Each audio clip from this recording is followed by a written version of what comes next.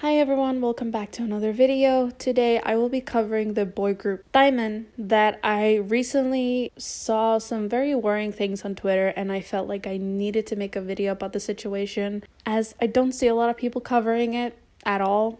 If you hear any background noise during this video, I apologize. It's windy outside and we also just got a new hamster and he has been running a lot. I will of course leave all my sources down below, and if I miss something, please let me know in the comments down below so I can update and such in a pinned comment. But without further ado, let's just dive right into DXMON and why I am worried about them.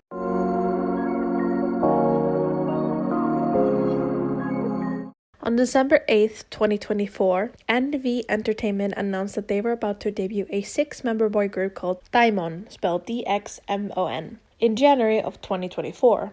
In that time, NV Entertainment was home to the girl group WOA, who had debuted in March of 2020. The day after the announcement of DXMON's upcoming debut, the group had their first performance at the 2023 SHINee Music Festival. There they performed 2 songs, Viper and Burn It Up. Burn It Up was then released officially as a pre-debut single on January 1st of 2024.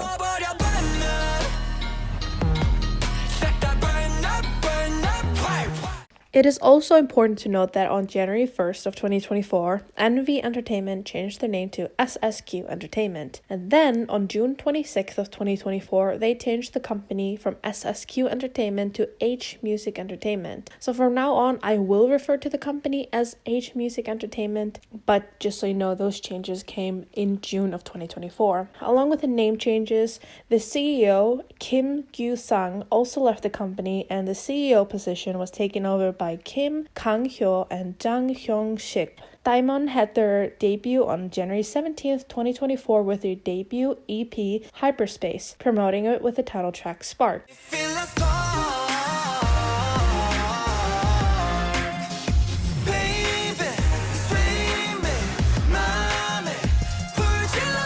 The debut did spark some interest for many different reasons, but one that stood out to me and a lot of other people back then was member Jo's absolutely wild hairstyle. People were calling him porcupine, a sea urchin, and overall it was a very bold choice for a hairstyle for a rookie group. The boys then had their first comeback on May 14th when they released their single album Hyperspace 911 with the title track Girls Love Boys, Love Girls.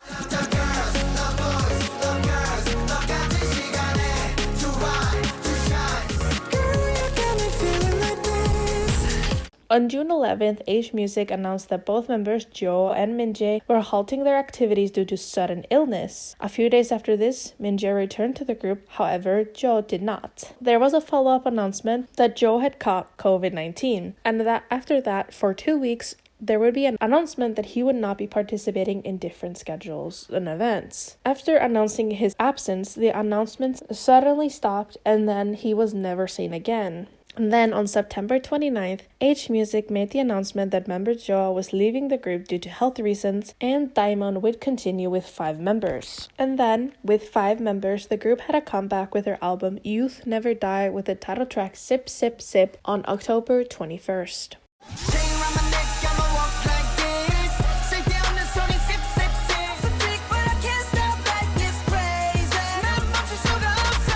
So why am I making a video about a fairly recent Nugu boy group? Well, there are many reasons. Let's start with the thing that caught my attention on Twitter.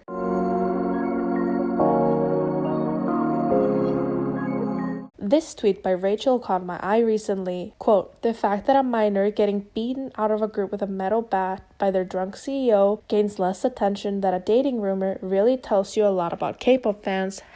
#protect DXMON." End quote. Of course this caught my eye. How could it not? Then someone else a few days later reached out to me asking me to cover the situation. So let's unpack this. But before we dive into the first reason for my worries, I do want to say that the thing we are about to talk about is not 100% confirmed to be about DXMON.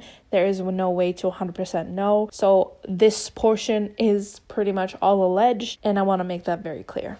On January 29th of 2025, an article was released where a case of abuse in the K-pop industry was being covered. Now, there was actually an article from June of 2024 that mentioned the same situation, but that was a short article that covered the police report. Keep this article in mind as I will mention it again later. Anyway, back to the article that I mentioned that was released on January 29th, 2025 by News One. In the article, they stated, quote, "On the 29th, Judge Lee Kyung-sun of the Criminal Chamber 16 at the Seoul Central District Court held the first trial for the former agency head identified only by his surname, Kim, who had been accused of injury, assault, and child abuse on the 14th, and sentenced Kim to 1 year in prison with 3 years of probation and ordered him to do 120 hours of community service. In addition, the court fined the agency 5 million won for violating the Child Welfare Act. Kim, who worked as the CEO of the company until June of last year, is accused of assaulting victim A member of the company's idol group, by visiting their accommodations for having an in-house relationship with his manager. At the time, Kim visited victim A with a metal pole and questioned him about the relationship, saying that victim A had violated company regulations and contract details. But when victim A denied this, he hit him in the thighs and hips several times, saying that he was lying.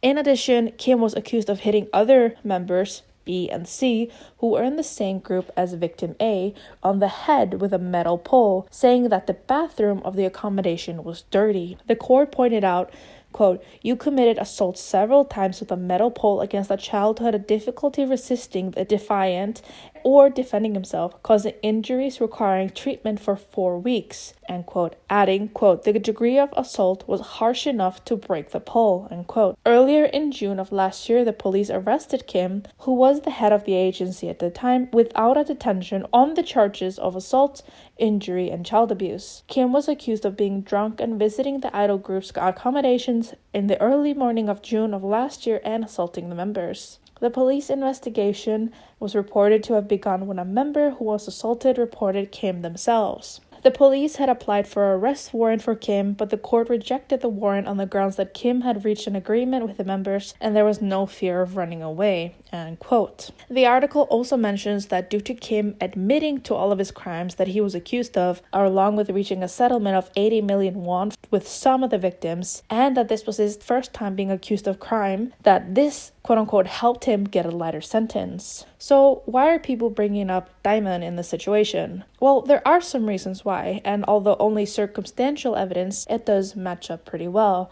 And even from June of 2024, when the original article of the police report started spreading around, some people believed that this was DXMON, but back then we did not know as much as we know now about the assault. So let's go over this case with the timeline of what was happening with DXMON at the same time. First, it is good to point out that a reason why a lot of the information in the article was vague is because some of the victims of Kim were minors. Like I covered before, on June 11th, H Music Entertainment announced that 2 members experienced sudden illness, members Jo and Min-jae, and the group's Make Star fan signing event for that day and June 13th were postponed. Jo was a minor during this time. The incident covered in the article took place in June.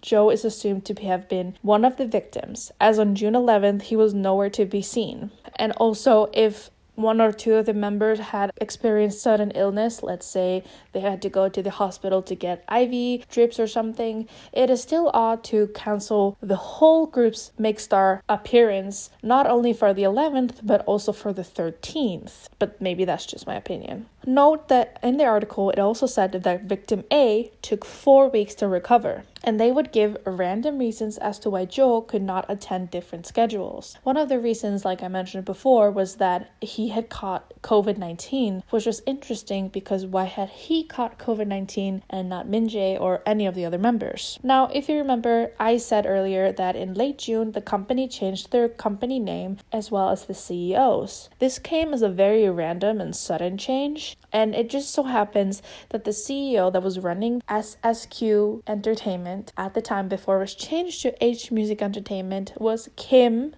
Kyu-sang. The information in the article about Kim stepping down matched the time and the name of the former CEO. Although fans have been asking for any kind of information about this and other situations I'm about to cover, they have not said anything. And this, again, is all speculation. We don't know for sure, but there is a lot of information that sounds so similar to what was going on with Diamond and the company at the time. And yes, although the former CEO, if this is about Diamond, is not working there anymore, acting like nothing happened and basically ignoring fans when they were voicing their concerns about Joe just rubs fans the wrong way. But there were some other issues that fans wanted to be addressed by H Music Entertainment. At the start of this year, 2025, while the group was doing schedules in China, multiple situations of the group's privacy being violated unfortunately took place. The first instance I want to talk about is this clip where you see member He speaking to a woman who is presumably a staff member and giving her a high five. This clip, that seems to be filmed through a gap in a door, was posted onto Xiaohongshu and later spread to Twitter and other social media. People started speculating that he was dating a staff member. People brought up his age, as he had just turned 19 in December of 2024, and I will remind you all that you are a minor in Korea until you turn 19. These rumors were also even further, quote-unquote, confirmed for some people when other random people on the internet started making accusations against the group, which we will get to in a little bit. There was also other photos that started spreading around where the members' privacy was being further violated. Photos taken through what looked like peepholes and through windows, which is assumed to have taken place in China, or at least uploaded by Chinese fans. On January 17th, while the group was celebrating their first debut anniversary, an account called Gift for Diamond popped up on Twitter and seemed to be threatening the group, saying, quote, "You should keep doing Instagram with me. Why did you stop? I want to know more about the company's secret, but do you think I'll get hit by the 90cm club too? You went to bed after fucking a fan? It was so much fun overseas, and the members did a great job. You did a lot of bad things without the company knowing, and you left a lot of evidence. You all want to disband. #Diamond."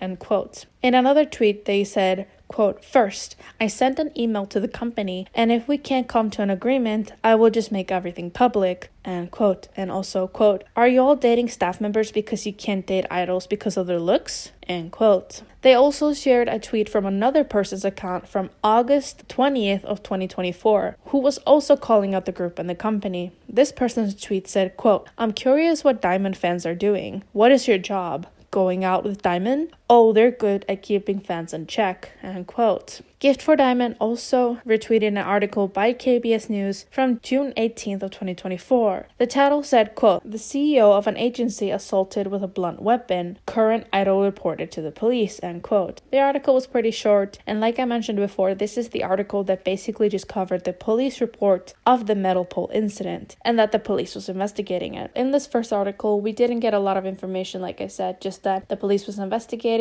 the metal pole incident and the CEO had said that the accommodation was dirty. It wasn't until later that we found out stuff like that he was potentially drunk and so on. So to me, it's pretty safe to say that whoever's behind this account was insinuating that this situation was about Diamond. And although I do not like this person, they do seem to know a lot about the group. And if they are saying that this is about the group, it makes me even more sure that this was indeed former CEO Kim Gyu-sang that had beaten the members of Diamond with a metal bat. But it also raises the question, if this person knows, why did they not share this information instead of sharing other stuff involving personal relationships of the members? After that, they stayed silent for a couple of days, so we will get back to them in a little bit. On January 18th, a fan site posted a video of them meeting He at a fan signing where they seemed to be confronting He, telling that she was only going to give the group one more chance, asking him what he thought would happen if another member left,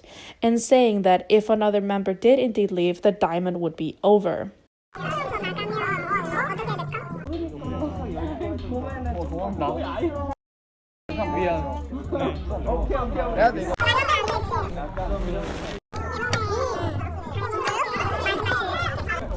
나한테 뭐 좀 잘했으면 좋겠어. 그죠? 그래? 아 근데 저희가 원래는 달려랑 나한테 뭐 좀 잘해봐요. 다 해줄게. This all happened while there was staff around, and these staff members are there to monitor the interactions between fans and the members. So I don't know why this was allowed to happen. And of course, people were once again outraged and wondering why on earth a so-called fan would basically threaten and confront a member of a group like that. On January 24th, Gift for Diamond appeared on Twitter again, posting Instagram messages. The tweet said, quote, "The first picture I ordered came out. It's okay," end quote. Looking at these Instagram messages, it seems like it's supposed to be, allegedly, Minjae, a member of Diamond, and a fan. And who we think is Minjae says, quote, "Oh my, this time I mean it. I will be back to you tonight," end quote. And then the other person says, quote, "Okay, let's see," end quote. And then again, who we believe is Minjae says, quote, "I'm going to pick on you," end quote. In another screenshot, the sender asks, quote, "Minjae, what is your hobby?" end quote. And Minjae responds, "Calling with blank," end quote. Along with these messages, there's also 2 photos included in the tweet. One of them that I don't feel comfortable sharing, but it looks like Minjae laying in a bed asleep, so it is assumed that this photo is supposed to show that he had slept with a fan. The second photo looks like a part of a photo booth strip that also shows Minjae presumably hanging out with a fan or a girl. Gift for Diamond then tweeted, threatening the members again by saying, quote, "Who will be the next protagonist? Diamond forever together," end quote. And with these tweets, some fans, mostly Korean fans, and some fan sites started turning on Minjae and criticizing him. Also, on the same day, another person started making accusations against other members of the group. This person's Twitter seemingly is gone. Either they deleted it or they got reported. Either way, I do have some screenshots, but of course, since they're screenshots, you have to take them with a grain of salt. On top of that, these are just random allegations by random people. So, in one tweet, they say, quote, "Diamond Hee, you met a Chinese fan by chance at the Hongdae Awesome Club around 4 a.m. on the night of the 16th and the morning of the 17th, right? That's why Homa is crazy. Since all the witnesses are Chinese, there are more people in Chinese-speaking world who are cursing he than Baek Min-jae," end quote. Without being 100% sure, I'm assuming that HOMMA or Homa is referring to H Music, their company. In another tweet made by the same person, they go after member Seita. Quote, "You were caught on camera and threatened by a male fan while dating your girlfriend? If you get threatened, tell me and I'll help you," end quote. It is now mid-February and none of the members, understandably, have said anything, but H Music has also said nothing. There is no real proof that he was dating a staff member, as I don't think a random high five with a staff member is scandalous, and I tend to take everything I read online with a huge chunk of salt. But of course, if there was a relationship between him and a staff member, that is not okay, as he has been a minor until just this January. As for the situation with Minjae, who is 21 years old, if he is dating anyone, it is his business. Yes, we could discuss the imbalance of a fan and an idol dating, but if the relationship or the sex is consensual, why is this the biggest scandal around the group? I do not get it. Also, in this day and age, I feel like we need a little bit more than 2 random screenshots of a text chat and shit quality photos, but maybe that's just me. I feel like it's more important to focus on the situation with the CEO, Joe leaving the group, and how the company handled it. And of course, the insane violation of privacy. That needs to be addressed and fixed immediately. It is not normal to have fans threatening idols repeatedly. In no way, shape, or form is that normal. And I also will say, just because I don't trust the current CEO that used to work for Starship either, I just don't like it. And even though, like I said, the CEO who allegedly beat the members with a metal pole is not there anymore, it still says a lot that the company did not say anything at all. Of course, it is the members' private lives, and I'm not saying that the company should have been like, hey, this is what happened, like, give us all the information, but something further must have happened if Joe decided to leave the group after the CEO stepped down. Again, if this was the former CEO, that definitely was not the first time that something like that happened. But again, that's just my conspiracy brain. I cover so many awful situations in K-pop that I unfortunately just don't trust anyone anymore. But that is all the information I have until this point. If I missed anything or if something is incorrect, please let me know. I tried to do as much research as I could. Unfortunately, there isn't a lot of talk about this. It's mostly on Twitter. Like, even shitty websites like All K-Pop aren't really talking about this that much. And speaking of All K-Pop, I am working on a video about them. But it's just interesting that it seems like no one is saying anything about the CEO incident or even the stalking incidents that are happening and the lack of privacy between fans and members, and I don't even want to call them fans. But anyway, I'm just rambling at this point. This is unscripted at this point. But once again, if I left something out or if I missed something or if I made some mistakes, please let me know in the comments. And of course, if something happens, I will make sure to update in the comments, or you can also check out my Twitter. But that is gonna be it for this video. Thank you guys so much for watching, and I will see you guys in my next one. Bye bye.